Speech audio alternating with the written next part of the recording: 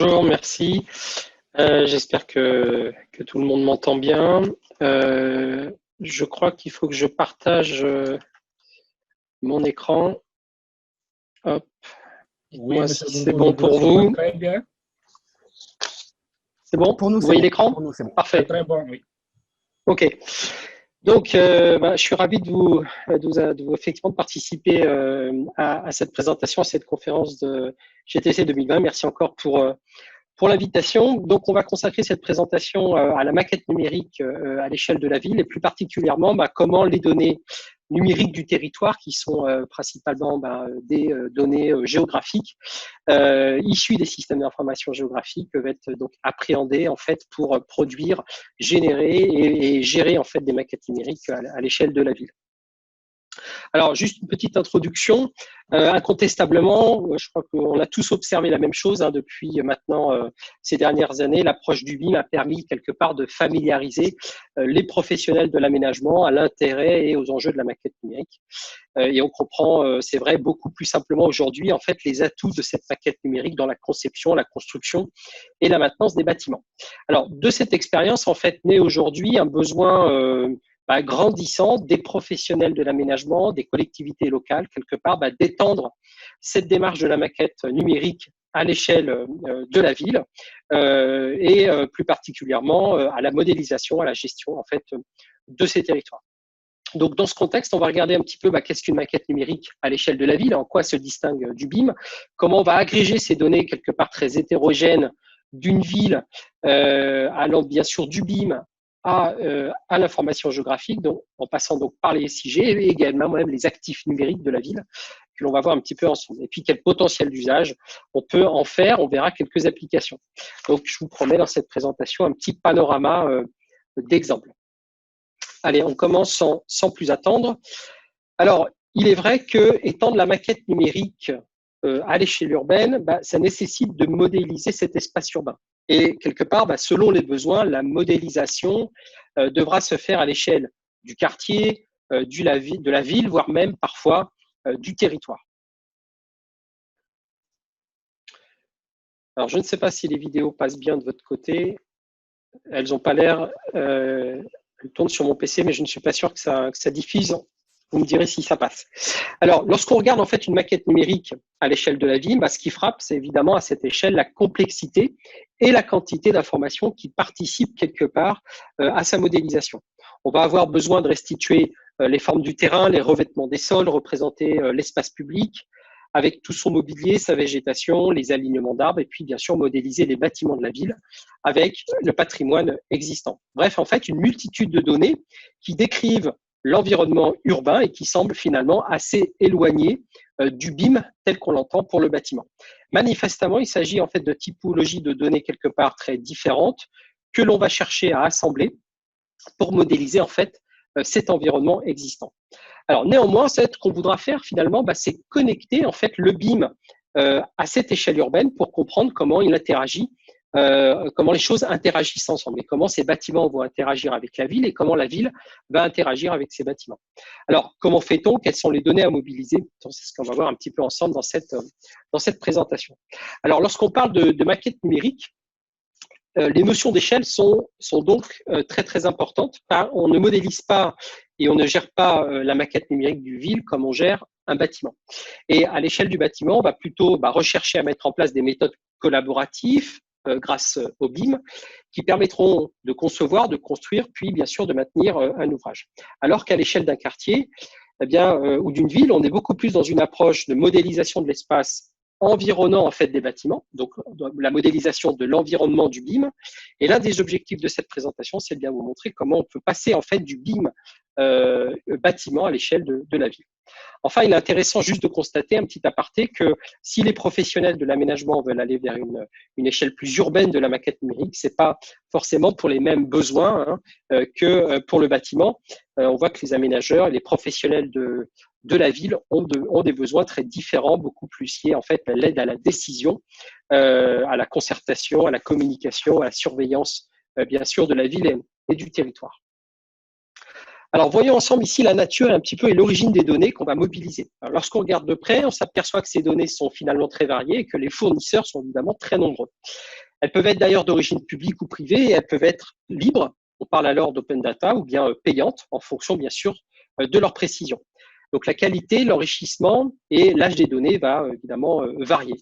Enfin, la nature même des données va aussi varier en fonction de l'échelle bien sûr de la modélisation. Alors, à l'échelle d'un bâtiment ou d'un équipement public, le BIM va prendre toute sa place et donc contribuer à la maquette numérique.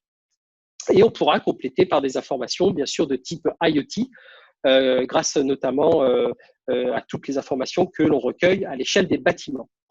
À l'échelle d'un quartier, on va ici bénéficier de toute l'information numérique dans la conception des espaces publics grâce à la CAO, et bien entendu les données d'infrastructure telles que les réseaux de la ville, les données topographiques du terrain, les informations liées à l'espace public, tout cela va va s'agréger.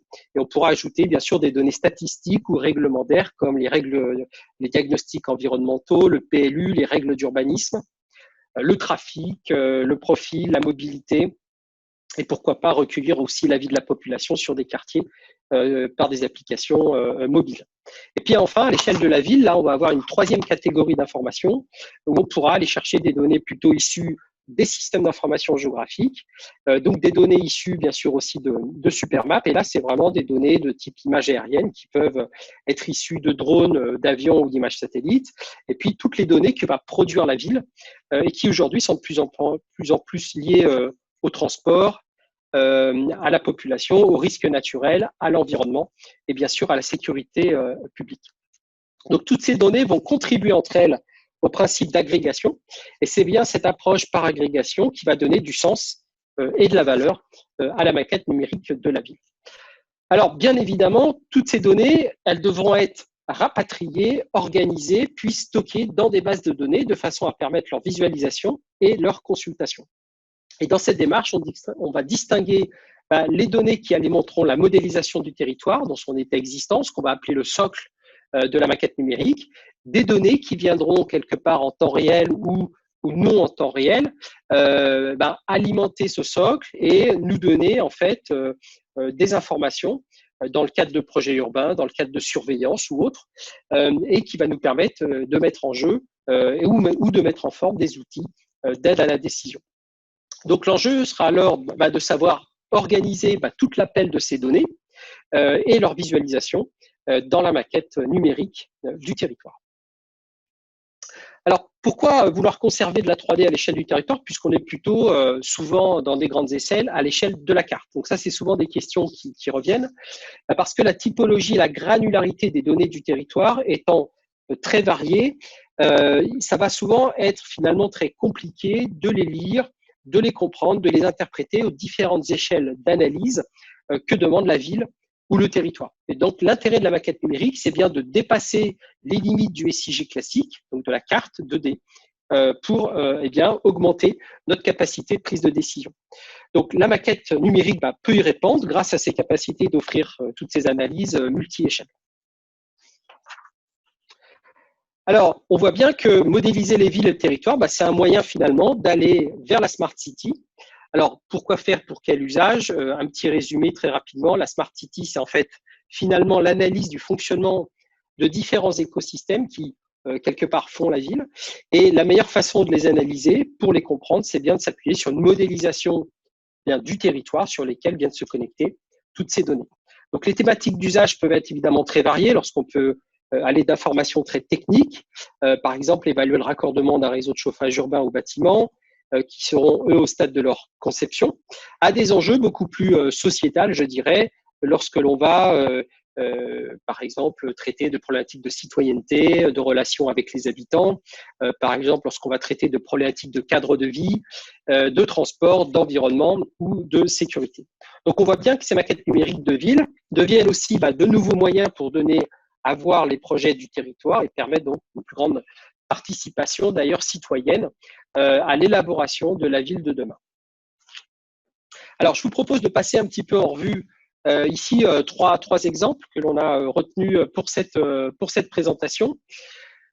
Alors, le premier, il s'agit ici d'une opération d'aménagement très phasée dans le temps, puisqu'elle s'étale sur environ une quinzaine d'années. On est ici à la ville de Courbevoie. Et l'intérêt de cet exemple réside dans le fait qu'ici, on vient intégrer progressivement en fait les éléments de la conception urbaine, donc les espaces publics d'une part, puis les projets immobiliers d'autre part. Bien, toutes ces informations vont s'intégrer progressivement au socle de la maquette numérique de la ville. Donc, il y a un état existant qui est modélisé à un certain stade et progressivement, petit à petit, les projets viennent en fait s'intégrer dans ce socle. On voit donc ici coupler des données de la CAO, des bureaux d'études en VRD notamment, les données provenant des architectes. On voit ici d'ailleurs à l'écran des permis de construire qui sont très progressivement déposés dans le quartier. Et bien sûr, ces permis de construire sont modélisés en BIM et donc les modèles BIM viennent être intégrés dans la maquette numérique. Et on voit la capacité d'ailleurs à interroger ces données BIM. Alors, les vidéos, j'ai l'impression, passent de manière extrêmement lente. Je pense que les flux sont très faibles. Donc, mes propos vont un petit peu plus vite que l'image, mais on va voir ici donc une capacité à interroger ces modèles BIM directement dans la maquette numérique.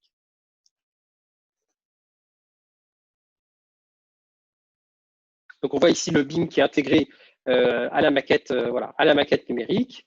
Et on voit ici notamment une autre connexion au réseau. On va voir ici, bien sûr, tout le réseau de chauffage urbain qui est complètement modélisé sous le quartier. Donc, l'idée ici, c'est d'avoir une coexistence entre la modélisation de la ville, du quartier, du projet urbain, avec tout son réseau d'infrastructures. Donc, on est vraiment ici dans une base de données urbaine et c'est tout l'intérêt ici de la maquette numérique à l'échelle urbaine. Alors, on va changer complètement d'échelle puisque ici, on va s'intéresser à des données économiques à l'échelle d'un territoire, mais vous allez voir qu'on reste dans de la maquette donc, numérique.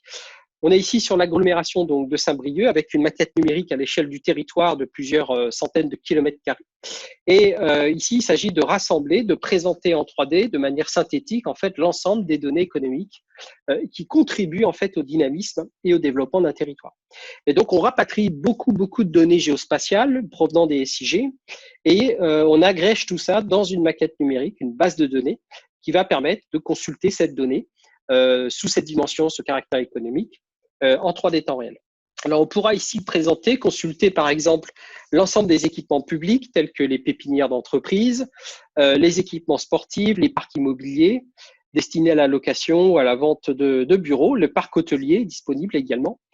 À l'intérieur des parcs d'activités, on va pouvoir consulter le foncier disponible, on va pouvoir modéliser les projets, on va pouvoir discuter avec les investisseurs sur les opportunités de s'implanter sur le territoire. Et tout ça est produit, stocké, organisé autour d'informations géographiques. Alors, je suis désolé, j'ai l'impression qu'en fait, les flux sont très lents. Du coup, la vidéo passe mais vraiment beaucoup de temps à envoyer. Je vais peut-être ici les manipuler à la main. On voit ici en fait l'intégration notamment des parcs, voilà, ici du foncier disponible dans les parcs d'activité. Donc foncier qui peut être consulté. Donc là, on vient par la maquette numérique quelque part interagir avec la base de données SIG. Et c'est tout le SIG qu'on vient ici consulter en temps réel dans la maquette numérique. Alors un petit aparté pour vous dire que cette maquette numérique, elle est disponible en ligne. Hein, c'est vraiment des outils web disponibles pour les investisseurs que met à disposition la collectivité.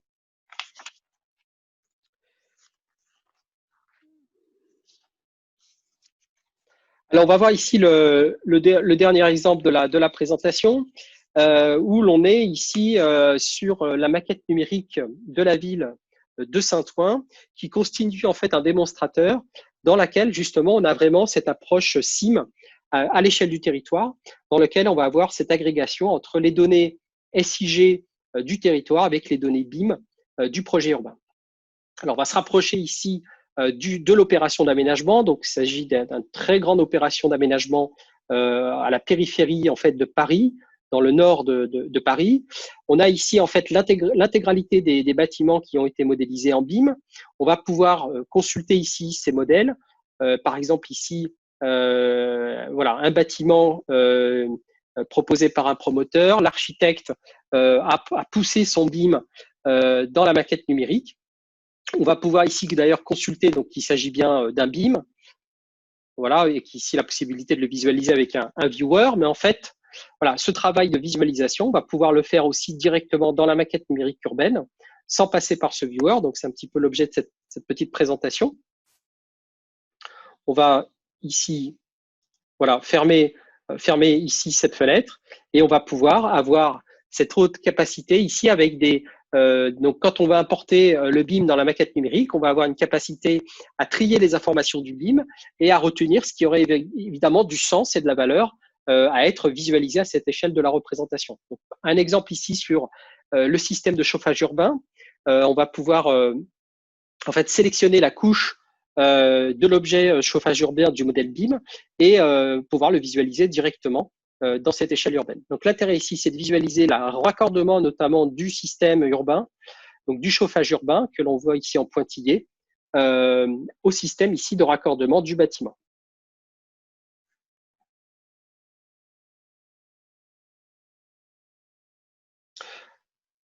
Donc on voit ici une navigation complète dans le bâtiment de la maquette numérique.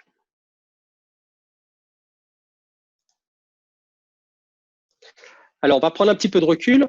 Et ce qu'on voit ici, c'est, voilà, on va prendre un peu de recul et on voit que ce système de chauffage urbain, il est disponible en fait, vous voyez, à l'échelle de la ville. Donc, on va voir ici le réseau de chauffage urbain qui vient s'allumer et qui vient en fait directement d'un incinérateur et qui alimente en fait tout le quartier. Donc, tout le projet d'aménagement urbain se trouve ici mis en évidence en rouge et chaque bâtiment est raccordé à ce chauffage urbain. On peut d'ailleurs ici le voir et l'illustrer. Alors, tout système, il est modélisé dans la maquette numérique. Donc, je peux ici directement dans la maquette numérique découper le terrain et visualiser les réseaux qui existent en sous-sol selon leur nature et leur diamètre. Alors, on va revenir ici à notre modèle BIM. Ce bâtiment, il peut être accordé à d'autres types d'informations, comme des informations typiquement IoT. Et donc, l'intérêt, c'est qu'on va pouvoir utiliser en fait des objets connectés à la vie et à l'usage du bâtiment, et donc basculer véritablement dans ce qu'on appelle le CIM, donc le City vraiment Information Modeling. Donc là, il s'agit vraiment d'avoir la capacité à faire remonter des informations comme des informations sur les flux d'air, sur la climatisation, sur les modèles de fonctionnement du bâtiment, grâce notamment ici à l'IoT et à des prestataires qui eh bien, fournissent tous ces tableaux d'analyse et qui vont remonter de l'information. Donc, notamment ici, vous voyez des données qui proviennent de la société Intent Technology, qui sont raccordées au bâtiment et qui alimentent ces informations. On va pouvoir les consulter directement dans la maquette numérique. On peut aussi avoir du partage d'informations en temps réel pour faciliter l'entretien éventuellement d'un patrimoine ou la bonne exécution, par exemple, de prestations de services. Donc, par exemple, s'il y avait une alerte d'ascenseur, on a un exemple ici d'un suivi en temps réel d'événements sur le patrimoine. Alors, ça peut être une panne, une intervention, un diagnostic ou une réclamation. On va directement cliquer ici sur l'alerte et automatiquement, la maquette numérique va nous permettre de zoomer directement dans le modèle BIM sur, bien sûr, l'objet qui est concerné par cette alerte, ici notamment l'ascenseur. Alors, on va aussi pouvoir, grâce à ces connexions, réaliser des prestations, faire du suivi quelque part de la qualité de prestations réalisées par des fournisseurs ou bien des partenaires grâce à tous ces tableaux de bord. Donc, on va pouvoir bien sûr faire de la surveillance du bâtiment. On va pouvoir, par exemple, sur un bâtiment, surveiller la consommation d'eau, la consommation de chauffage, le nombre éventuellement de personnes qui visitent ce bâtiment à la journée, au mois ou à la semaine.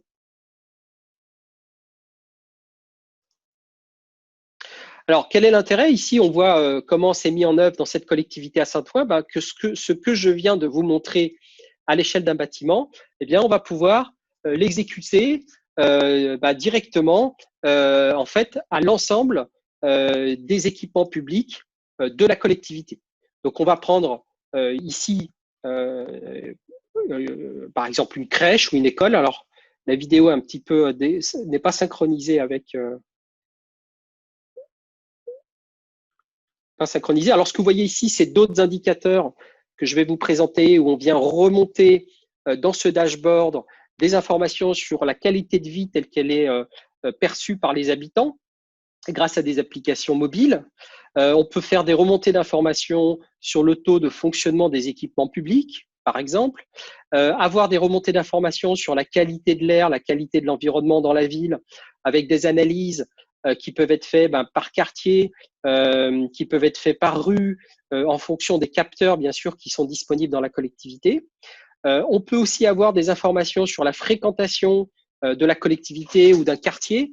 Ça peut être aussi la fréquentation d'un espace public, par exemple d'un parc, par exemple d'une rue commerçante. Et ça peut être soit au cours de la journée, soit bien sûr rapporté à la semaine ou au mois. Donc tout ça, ça permet tout simplement de donner des outils d'aide à la décision qui vont permettre aux collectivités de prendre des décisions.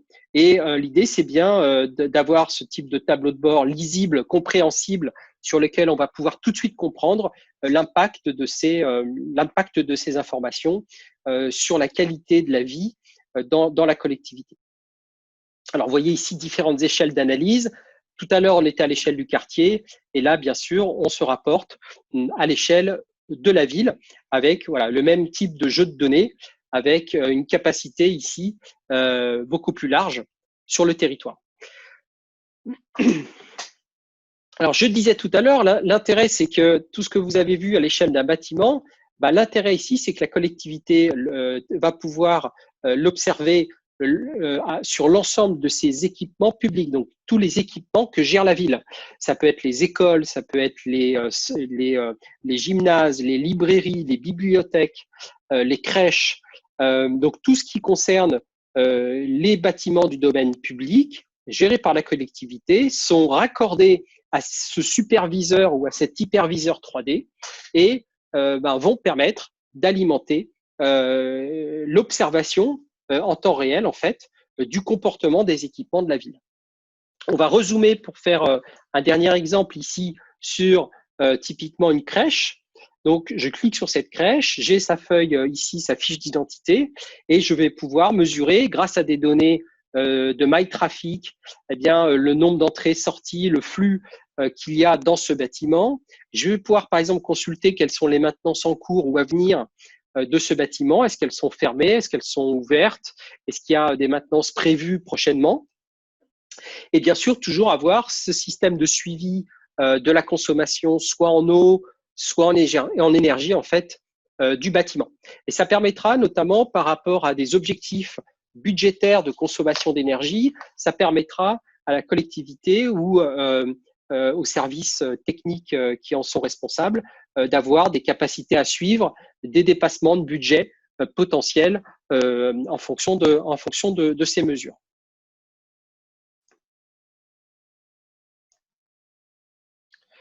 Alors, on reprend un petit peu du recul et vous allez voir ici une analyse à l'échelle des quartiers avec un autre exemple en fait d'usage de données géographiques. On vient ici, grâce à des applications mobiles, concaténer en fait le ressenti de la population sur le territoire. Donc ici, les gens vont pouvoir, en fonction d'un certain nombre de critères sur la qualité de l'air, en fonction du trafic, de l'état du trafic dans les rues, en fonction du nombre est-ce qu'il y a des rues impactées par des travaux ou pas, est-ce que les gens se sentent en sécurité ou pas, toutes ces informations vont être remontées et on va pouvoir à partir de là faire remonter des synthèses, pareil aux élus, à ceux qui gèrent le territoire. Voici un exemple, un sous-exemple ici, vous voyez sur la mobilité, on a capacité à observer en temps réel quel est le trafic automobile dans la collectivité. Sur le transport public, on va pouvoir visualiser si les lignes de métro fonctionnent par exemple correctement et quel est le taux de fréquentation éventuellement des stations ou des rues au cours de la journée. Ici, on voit un exemple où ce sont les services de bus et notamment les stations de bus qui sont plus ou moins opérationnelles. On voit ici en rouge qu'il y a une ligne de bus défaillante puisqu'il y a effectivement des stations fermées pour cause de travaux et donc ça impacte forcément la qualité du service qui est fourni aux usagers. Enfin, on voit ici, toujours à l'échelle de la ville, des informations ou des critères de fréquentation. Alors ici, c'est par quartier au cours de la semaine. Donc là, c'est du lundi au dimanche. Et on voit ici des pics en rouge sur des parcs d'activités qui, évidemment, chutent énormément le week-end, puisqu'il y a beaucoup moins de visiteurs dans ce quartier. Mais ça permet de mesurer la fréquence de la mobilité dans tel ou tel quartier.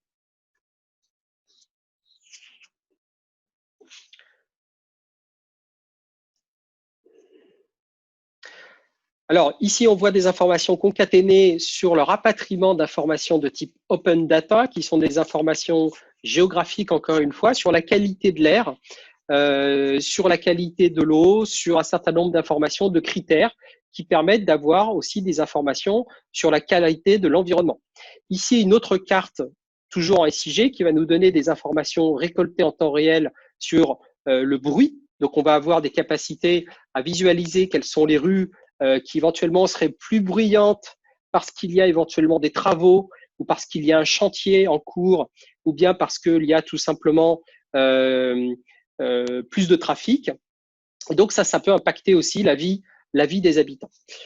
Enfin, ici, on voit d'autres types d'informations géographiques qui sont concaténées et connectées à la maquette numérique, qui sont des informations sur la montée des eaux avec des zones d'alarme en fonction des crues potentielles de la Seine. Donc là, il s'agit d'un fleuve qui traverse Paris et qui peut avoir des phénomènes de crues importants.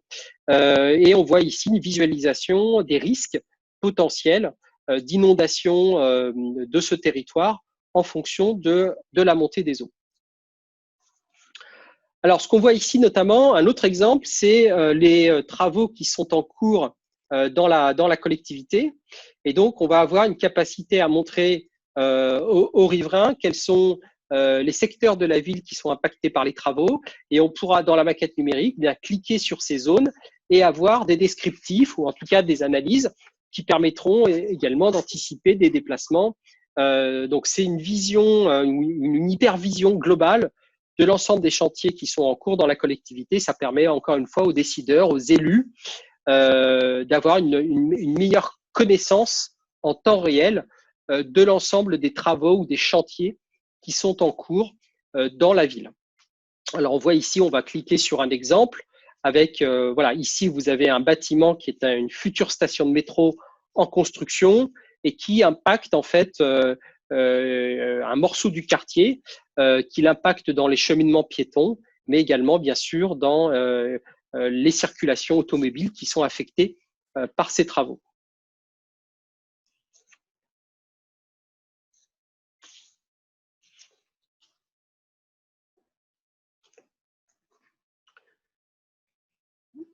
Voilà, donc on arrive un petit peu au terme de cette présentation. Je voulais vous remercier à tous d'y avoir participé.